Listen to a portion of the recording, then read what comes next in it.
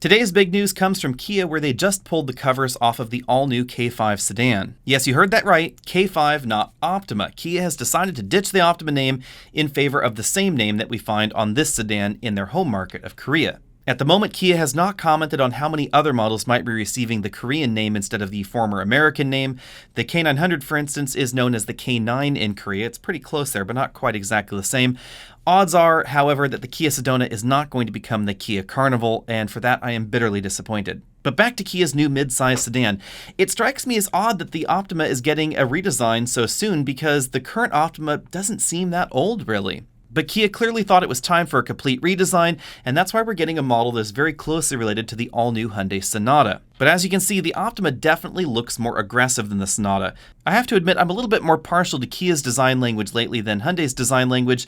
The K5 looks pretty aggressive, but it doesn't look quite as Billy the Big Mouth Bass as we see in the Hyundai Sonata at the moment. It still does look very hungry, however, with that absolutely enormous grille. We have some new headlight designs. These are LED headlamps with a big LED surround. According to the engineers, this generation K5 is going to be longer, lower, and wider than ever before, and the wheelbase has been stretched an extra 2 inches. That should give us more legroom on the inside. However, it does appear that rear headroom is not exactly going to be 1980s generous, because as you can see, we definitely have more of a 4-door sedan coupe-like style here. Now, I've never been a big fan of calling vehicles with 4 doors coupes, but what they're generally talking about when they refer to this kind of styling trend is the fact that after the B-pillars, basically after the front doors, we get a more uniform slope between there and the final end of the vehicle than you would get in a traditional sedan. They would have really more of a rear window. Now, we don't know exactly what kind of headroom or legroom figures we're going to be seeing in this Optima yet because, unfortunately, Kia's press release really does not have as many details in it as I would like. We really don't have any detailed specifications here just yet.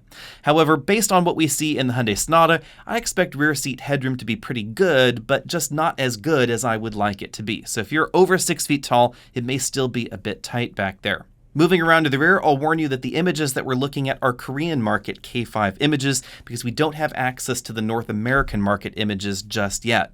However, I don't suspect there are going to be too many changes. Generally speaking, what we've seen out of Kia is that the Korean market models are very, very similar in terms of the design. There may be just some ever so slight changes here and there where they're needed for North American compliance. The big thing I noticed back here is that the chrome strip that wrapped around the front of the vehicle continues around the windows and then around the top of the trunk lid, which is kind of an interesting twist.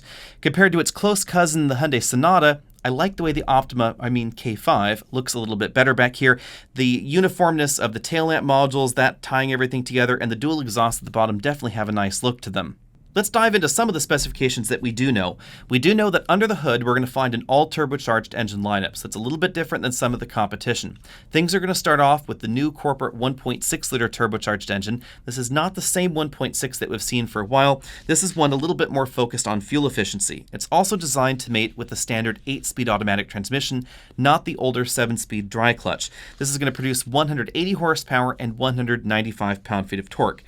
That's going to be available with your choice of front-wheel drive or all-wheel drive, but unfortunately, the next engine option is front-wheel drive only. So the big difference between the K5 and the close cousin Sonata is that the K5 will have all-wheel drive in the US, and the Sonata, for some reason, does not. The next engine is the same 2.5-liter turbocharged engine that we see available in the Sonata coming soon as well. That's going to produce 290 horsepower and 311 pound-feet of torque. It's going to be paired to an 8-speed wet-style dual-clutch automatic transmission, and they're claiming it's going to be good for 0 to 60 in 5.8 seconds.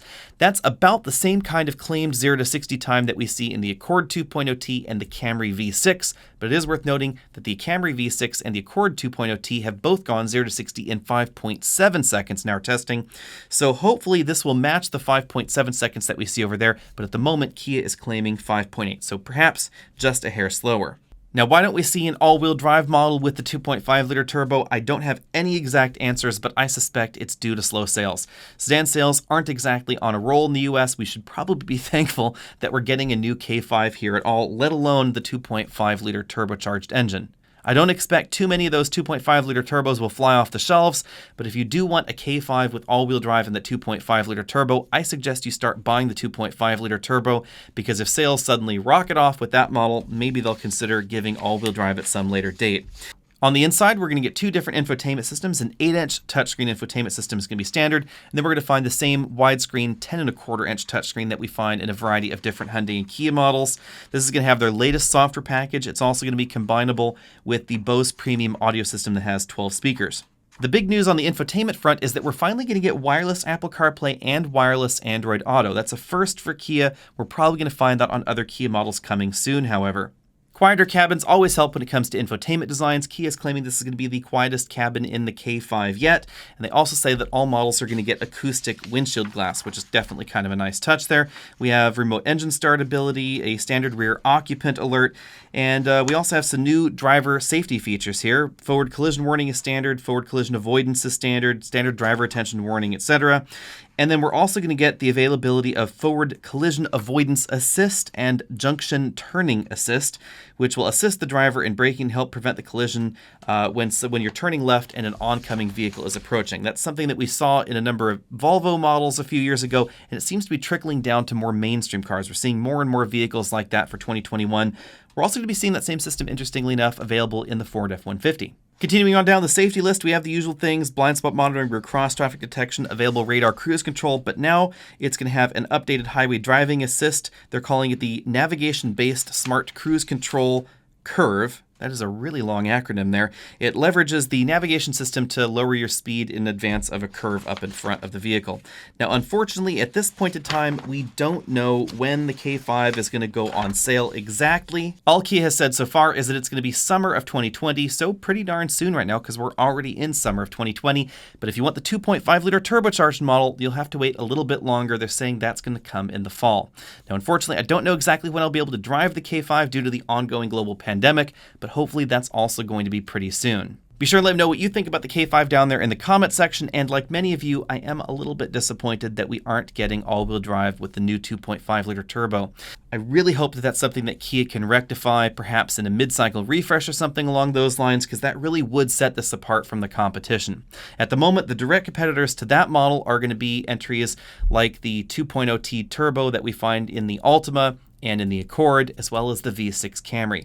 Now, the Optima isn't quite as quick as the Accord and Camry, and it sounds like this is going to be Accord and Camry fast, perhaps also Sonata fast. We don't have any 0 to 60 times for that Sonata either, but those are probably going to be the 4 fastest entries in the segment. The Optima is going to be slightly one step behind. In our recent test of the Optima 2.0T, I wasn't as impressed with it as I had hoped. But let me know what you think about all that down there in the comment section below. And of course, don't forget to reach out to Kia and say, why didn't you bring us an all-wheel drive version of the GT with the 2.5-liter turbo? I'll see all of you later.